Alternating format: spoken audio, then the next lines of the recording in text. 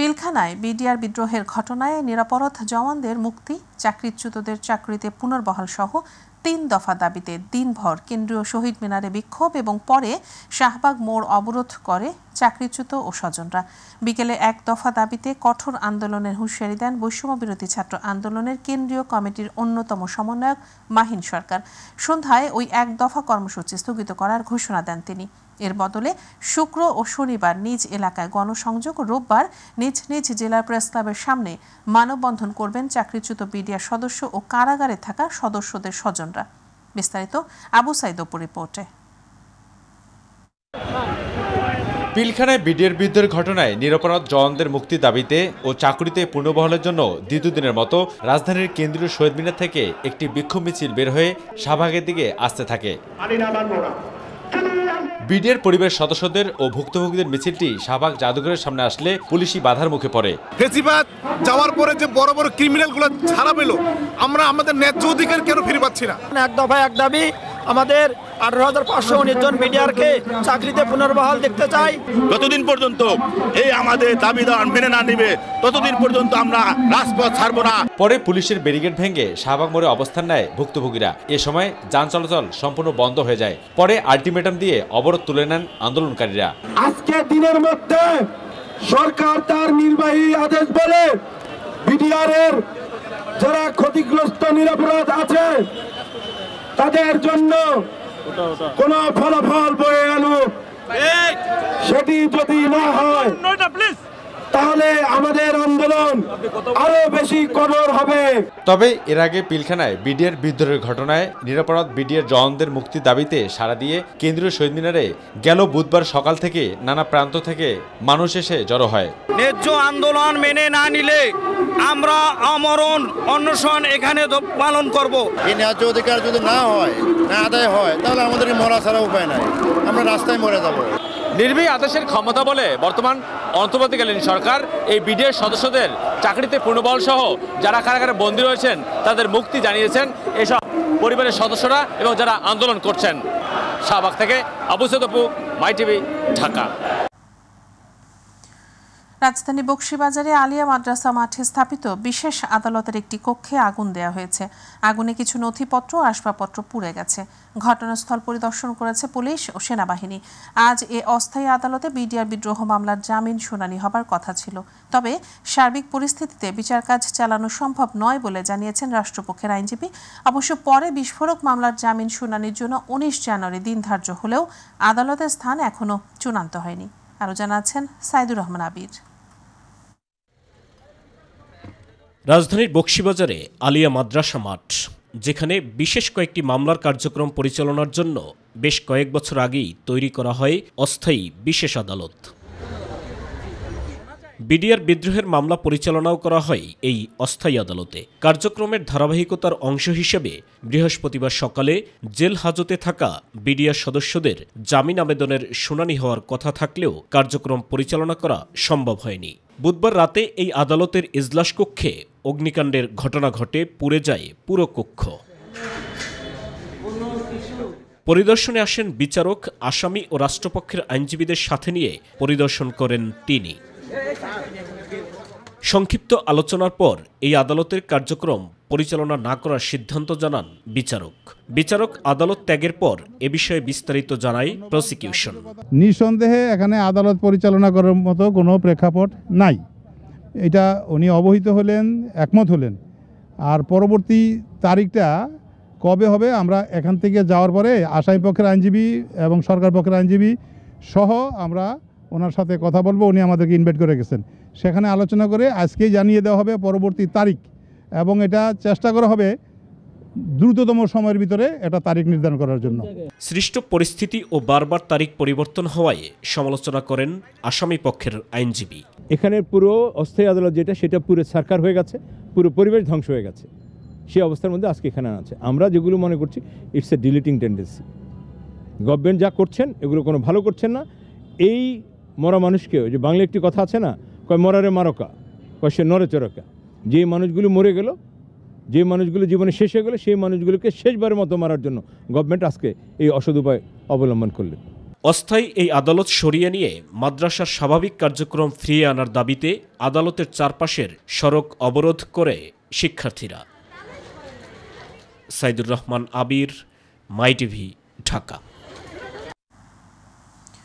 ঐক্যে ফাটল ধরাতে একটি মহল উঠে পড়ে লেগেছে উল্লেখ করে বিএনপি মহাসচিব মির্জা ফখরুল ইসলাম আলমগীর বলেছেন, গণতন্ত্রের স্বার্থে বিতর্কে না জড়িয়ে সবাইকে ঐক্যবদ্ধ থাকতে হবে।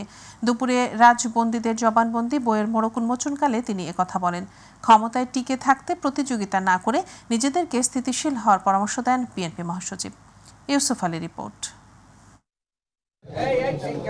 রাজবন্দীদের জবানবন্দি বইয়ের মোড়ক উন্মোচন উপলক্ষে বিএনপি চেয়ারপারসনের গুলশান কার্যালয়ে এই অনুষ্ঠানের আয়োজন। অনুষ্ঠানে বিএনপির মহাসচিব মির্জা ফখরুল ইসলাম আলমগীর বলেন, ফেসিবাদের বিদায় হওয়ার পর ক্ষমতার লোভ ঢুকেছে একটি স্বার্থান্বেষী মহলের মাঝে। হাসিনা চলে যাওয়ার পর থেকে, পালানোর পর থেকে আমরা কেন জানি না নিজেদেরকে আবার সেই পুরো বিশ্বাস ফিরিয়ে আনতে পারছি না, ঐক্যের জায়গাটাতে থাকতে পারছি না। কি দুর্ভাগ্য যে এখন যেটা শুরু হয়েছে এটাকে আমি মনে করি এতটুকু সুস্থ ব্যাপার না, অসুস্থ একটা প্রতিযোগিতা শুরু হয়েছে ক্ষমতায় টিকে থাকবার জন্য। আর ক্ষমতা তো টিকে থাকবে তখনই যখন এটাকে তুমি সেটেল করতে পারবে, স্টেবিলিটি আসবে, স্থিতিশীলতা আসবে। তিনি বলেন, গণতন্ত্রের পক্ষের শক্তির মাঝে ফাটল ধরাতে নতুন করে ষড়যন্ত্র শুরু হয়েছে। বিভক্তির রাজনীতি যেন আমরা না করি। এখন যেটা প্রয়োজন, সবচেয়ে বেশি প্রয়োজন দেশকে বাঁচানোর জন্য, গণতন্ত্রকে ফিরে পাওয়ার জন্য ঐক্য, স্ট্রাকচার তৈরি করার সংস্কার অবশ্যই লাগবে। কিন্তু সেই সংস্কারটার যে পেছনে যে শক্তিটা লাগবে সেটা হচ্ছে একটা নির্বাচিত পার্লামেন্ট, নির্বাচিত সরকার। এটা ছাড়া সংস্কারকে কখনো লেজিটিমেসি দিতে পারবো না। আমরা আহ্বান জানাবো দেশের সমস্ত গণতন্ত্র প্রেমী মানুষদেরকে, স্বাধীনতার মানুষদেরকে যে আপনারা ঐক্যবদ্ধ থাকবেন, বিভাজিত হবেন না। আর আমি রাজনৈতিক নেতা কর্মী যারা যেখানে কাজ করছেন সবাইকে অনুরোধ করবো, বিভাজন সৃষ্টি করবেন না। মুক্তিযোদ্ধাদের যথাযথ সম্মান প্রদর্শন করে কথা বলারও আহ্বান জানান মির্জা ফখরুল। আমি বলি সবসময় যে খালেদা জিয়া প্রথম নারী মুক্তিযোদ্ধা, আমার উপরে খুব রেগে যায় ফ্যাসিস্টরা। তিনি যদি মুক্তিযোদ্ধা না হবেন, মুক্তিযোদ্ধা কি হাসানুল হক ইনু আর আবির হোসেন আমু, যারা 8 নম্বর থিয়েটার রোডে বসে বসে মুক্তিযুদ্ধ পরিচালনা করেছেন। ইউসুফ আলী, মাই টিভি, ঢাকা। বিএনপি ও এর সহযোগী সংগঠনের 2276 জন নেতাকর্মীকে ক্রস ফায়ারে হত্যার অভিযোগে আন্তর্জাতিক অপরাধ ট্রাইব্যুনালে অভিযোগ দাখিল করেছে দলটি। সকাল 11টার দিকে বিএনপি মহাসচিব মির্জা ফখরুল ইসলাম আলমগীরের পক্ষে অভিযোগটি দায়ের করেন দলটির মামলা ও তথ্য বিষয়ক সমন্বয়ক সালাউদ্দিন খান। 2008 সাল থেকে 2024 সালে 5 আগস্ট পর্যন্ত সারা দেশের জেলা, উপজেলা, মহানগর ও ইউনিয়ন পর্যন্ত ক্রসফায়ার ও হত্যার অভিযোগ আনা হয়। এছাড়া 153 জনকে গুম করা হয়, যাদের মধ্যে অনেকে এখনও নিখোঁজ বলে উল্লেখ করা হয়েছে। দলের নেতাকর্মীদেরকে নেতা শূন্য করার জন্য কর্মীদেরকে গুম করে, অপহরণ করে এ পর্যন্ত আমাদের প্রাপ্ত তথ্য অনুযায়ী 2276 জনকে আওয়ামী লীগের সন্ত্রাসীরা এবং কিছু আইনশৃঙ্খলা বাহিনীর সদস্যরা ক্রসফায়ারের নামে হত্যা করেছে। যুক্তরাজ্যের লন্ডন ক্লিনিক হাসপাতালে বেগম খালেদা জিয়াকে ভর্তি করা হয়েছে। সেখানে অধ্যাপক ও বিশেষজ্ঞ চিকিৎসক প্যাট্রিক কেনেডি তত্ত্বাবধানে তাঁর চিকিৎসা চলছে। বেগম খালেদা জিয়ার ব্যক্তিগত চিকিৎসক ও বিএনপি স্থায়ী কমিটির সদস্য এজেড-এম জাহিদ হোসেন এসব তথ্য জানিয়েছেন। এর আগে হিথ্রো বিমানবন্দরে বেগম খালেদা জিয়াকে স্বাগত জানান ছেলে তারেক রহমান। এ সময় সেখানে এক আবেগঘন পরিবেশ সৃষ্টি হয়। আতিকুর রহমান তিতাসের রিপোর্ট। বিএনপি চেয়ারপারসন খালেদা জিয়াকে লন্ডন ক্লিনিকে ভর্তি করা হয়েছে। সেখানে অধ্যাপক প্যাট্রিক কেনেডির অধীনে চিকিৎসা চলবে সাবেক প্রধানমন্ত্রীর। রাতে বিএনপি চেয়ারপারসনের ব্যক্তিগত চিকিৎসক অধ্যাপক ডক্টর এজেড-এম জাহিদ হোসেন লন্ডনে সাংবাদিকদের তথ্য জানান। চিকিৎসকদের পরামর্শ অনুযায়ী বেগম খালেদা জিয়ার চিকিৎসা চলবে বলেও জানান তিনি। লন্ডন ক্লিনিকের সম্মানিত চিকিৎসক প্যাট্রিক কেনেডির অধীন উনি ভর্তি থেকে যে সকল চিকিৎসক, বিশেষজ্ঞ চিকিৎসকের ওনার পরামর্শ নেওয়া প্রয়োজন সেগুলি বের করে পরবর্তীতে আপনার আবারও আমাদের যে বাংলাদেশ থেকে মেডিকেল বোর্ডের সদস্যরা এসছেন তাদের সাথে আবারও আলোচনা করবেন।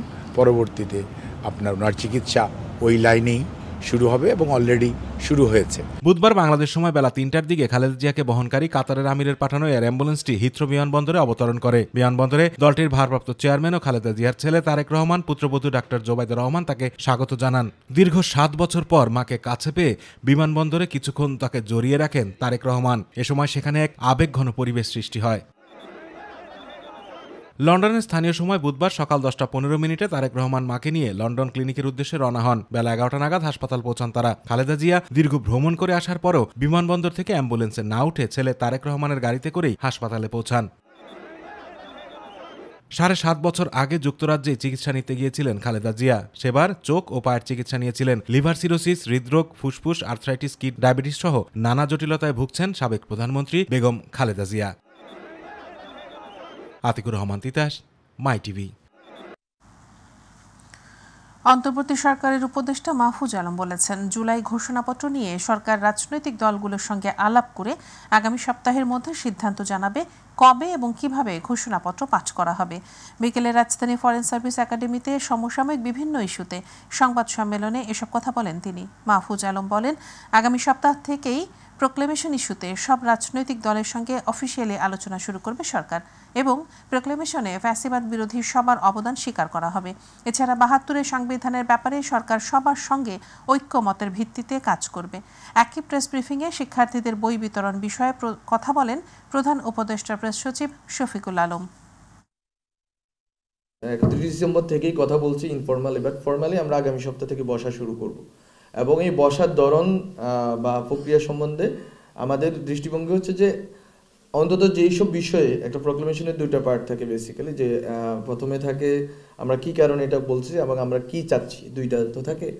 তো আমরা যে কারণে চাচ্ছি প্রোক্লেমেশনটা, আমরা মনে করি এই ক্ষেত্রে রাজনৈতিক দলগুলোর মধ্যে এক ধরনের ঐকমত্য আছে যে শেখ হাসিনার ফ্যাসিজম এবং এই ফ্যাসিজমের যে ধারাবাহিকতা বাংলাদেশে হিস্টোরিক্যালি, সেটার একটা প্রেক্ষাপট হয়তো আমরা বর্ণনা করব যদি প্রোক্লেমেশনে এভাবে রাখতে হয়। প্রধান নির্বাচন কমিশনার এএমএম নাসির উদ্দিন বলেছেন, বর্তমান কমিশনের লক্ষ্য একটাই, সুষ্ঠু, সুন্দর ও গ্রহণযোগ্য নির্বাচন দেয়া। এ নিয়ে কোনো দ্বিধাদ্বন্দ্ব নেই। দুপুরে মৌলভীবাজার বেঙ্গল কনভেনশন হলে নির্বাচন প্রক্রিয়ায় আইসিটি ব্যবহারে নির্বাচন কমিশন সচিবালয়ের সক্ষমতা বৃদ্ধি প্রকল্প কর্তৃক আয়োজিত ভোটার নিবন্ধন প্রক্রিয়ায় চ্যালেঞ্জ এবং উত্তরণের উপায় শীর্ষক দিনব্যাপী কর্মশালার উদ্বোধনী অনুষ্ঠানে তিনি কথা বলেন। সিইসি আরও বলেন, কোনো দল, গোষ্ঠী বা ব্যক্তিকে সহযোগিতার জন্য কমিশন মাঠে নেমেছে সুষ্ঠু, সুন্দর নির্বাচনের জন্য। আমরা কোনো দলীয় কোনো দলকে, কোনো গোষ্ঠীকে, কোনো ব্যক্তিকে সহযোগিতা করার জন্য, ভোটে জিতানোর জন্য, অথবা কোনো ব্যক্তি যাতে না হতে পারে, জিততে না পারে, সেটার ব্যবস্থা করার জন্য আমরা নামি নেই। 43তম বিসিএসে বাদ পড়া 227 জনের মধ্যে বেশিরভাগই চাকরি ফেরত পাচ্ছেন। খুব শীঘ্রই প্রজ্ঞাপন জারি করা হবে বলে জানিয়েছেন জনপ্রশাসন সচিব ডক্টর মোহাম্মদ মোখলেসুর রহমান। তিনি জানান, আগামী জুন মাসের মধ্যেই প্রদান করা হবে মহার্ঘ ভাতা। পেনশন গ্রহণকারীরাও এবছর মহার্ঘ ভাতা পাবেন বলেও জানান জনপ্রশাসন সচিব।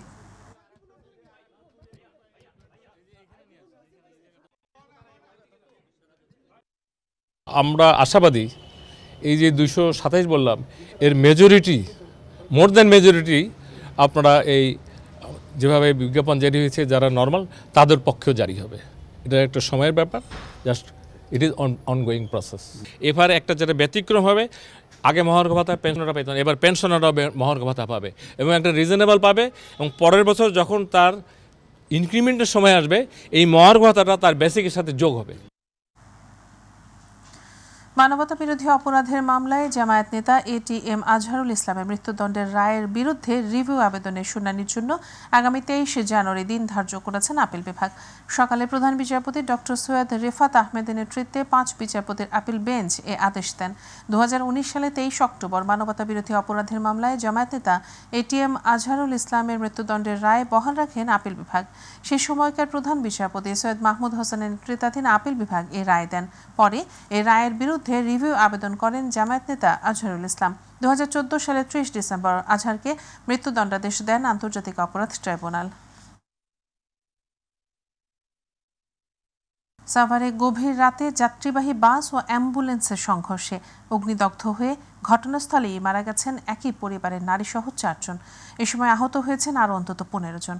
রাত 2টার দিকে ঢাকা আরিচা মহাসড়কের সাভার রাজফুলবাড়িয়া পুলিশ টাউনের সামনে এই ঘটনা ঘটে। এ সময় আগুন ছড়িয়ে পড়ে আরও একটি গাড়িতে এবং মহাসড়কে যান চলাচল বন্ধ হয়ে যায়। খবর পেয়ে প্রায় 2 ঘন্টা চেষ্টা করে ফায়ার সার্ভিসের 3টি ইউনিট আগুন নিয়ন্ত্রণে আনে। আহতদের উদ্ধার করে চিকিৎসার জন্য হাসপাতালে ভর্তি করা হয়েছে বলে জানিয়েছে পুলিশ। চট্টগ্রাম আদালতের সরকারি কৌঁসুলি কক্ষের সামনের বারান্দা থেকে গায়েব হয়ে যাওয়া মামলার নথির বস্তা ভাঙাড়ির দোকান থেকে উদ্ধার করেছে পুলিশ। এ ঘটনায় এক চা বিক্রেতাকে আটক করা হয়েছে বলে জানিয়েছেন কোতোয়ালি থানার ভারপ্রাপ্ত কর্মকর্তা আব্দুল করিম। পুলিশ জানায় চুরি যাওয়া নথিগুলো পাথরঘাটা এলাকার একটি ভাঙাড়ির দোকানে 16 টাকা কেজি দরে বিক্রি করা হয়। গত 2 দিনের আদালতে সিসিটিভি ফুটেজ বিশ্লেষণ করে পুলিশ সন্দেহভাজন একজনকে শনাক্ত করে। তার স্বীকারোক্তির ভিত্তিতে বৃহস্পতিবার ভোর রাতে 9 বস্তা নথি উদ্ধার করা হয়। গত 5 জানুয়ারি চট্টগ্রাম আদালত ভবনের 3য় তলার বারান্দায় প্রায় 2 বছর ধরে রক্ষিত 1911টি কেস ডকেট চুরি হয়ে যায়।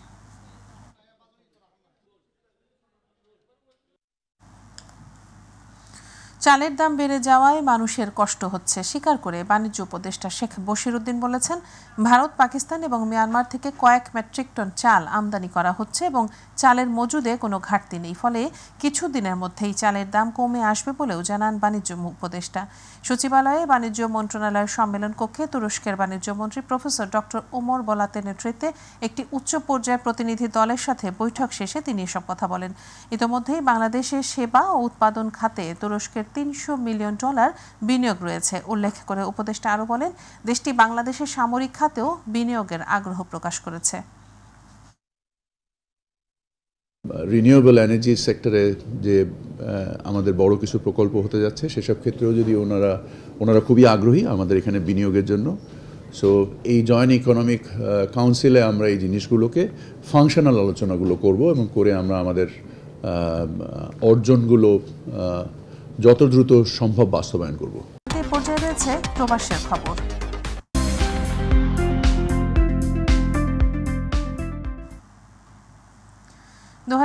সালের পবিত্র হজ ও উমরাহ পালন নিয়ে নতুন নির্দেশনা দিয়েছে সৌদি আরব সরকার। এতে আবহাওয়া, নিরাপত্তা ও স্বাস্থ্যসেবা বিবেচনা করে কিছু শ্রেণীভুক্ত মানুষকে হজে না যাওয়ার অনুরোধ করা হয়েছে। মক্কা প্রতিনিধি এম সাইফুল ইসলাম জানান, একটি প্রতিবেদনে সংবাদ মাধ্যম খালিজ টাইমস জানিয়েছে, গেল বছরের মতো চলতি বছরও হজ হবে গ্রীষ্মকালের প্রখর রোদ ও গরমের মধ্যে। তাই যাদের শরীর সুস্থ শুধুমাত্র তাদেরই হজ করতে যাওয়ার অনুরোধ জানিয়েছে সৌদি স্বাস্থ্য মন্ত্রণালয়। যেহেতু হজ পালনে প্রায় 25 কিলোমিটার পথ হাঁটতে হয়, তাই হাজিদের শারীরিক সক্ষমতা থাকতে হবে। এছাড়াও যাদের বয়স 65 বছর বা তারও বেশি, কঠিন রোগে আক্রান্ত, রোগ প্রতিরোধ ক্ষমতা কম, ক্যান্সার ও 12 বছরের কম বয়সী শিশুদের হজ ও উমরাহ পালনের পরিকল্পনা বাদ দেওয়া উচিত বলে জানিয়েছে দেশটির স্বাস্থ্য মন্ত্রণালয়। গেল বছর হজ করতে 25 লাখের বেশি মানুষ যান সৌদি আরবে। তাদের মধ্যে প্রায় 1300 মুসল্লি মৃত্যুবরণ করেন। মালয়েশিয়ার সেলাঙ্গোর রাজ্য থেকে বাংলাদেশি সহ 153 অভিবাসীকে আটক করেছে অভিবাসন বিভাগ। প্রতিনিধি আশরাফুল মামুন জানান, রাজ্যের শাহ আলম এলাকার সেকশন 12 নির্মাণ সাইডে শ্রমিকদের আবাসনে অভিযান চালিয়ে তাদের আটক করা হয়। আটককৃতদের মাঝে 64 জন রয়েছেন বাংলাদেশি। মালয়েশিয়ায় গেল রাত সময় 1টায় শুরু হওয়া অভিযানের সময় মোট 400 অভিবাসীর কাগজপত্র যাচাইয়ের পর এদের মধ্য থেকে বিভিন্ন অপরাধে 135 জন পুরুষ এবং 19 জন মহিলাকে আটক করা হয়। আটককৃতদের মধ্যে 64 জন বাংলাদেশি, ইন্দোনেশিয়া রয়েছেন 56 জন, মায়ানমারের 27 জন, নেপালি 5 জন ও 1 জন ভারতীয় নাগরিক রয়েছেন। বৃহস্পতিবার সেলাঙ্গোর ইমিগ্রেশন ডিরেক্টর খায়রুল আমিমুস কামারুদ্দিন এক বিবৃতিতে জানান, অভিযানের সময় দেখা গেছে নির্মাণস্থলের বেশ কয়েকটি ফ্লোর বিদেশি কর্মীদের আবাসিক আবাসন হিসেবে ব্যবহৃত হচ্ছিল, যা অপরিচ্ছন্ন, নোংরা ও দুর্গন্ধযুক্ত ছিল।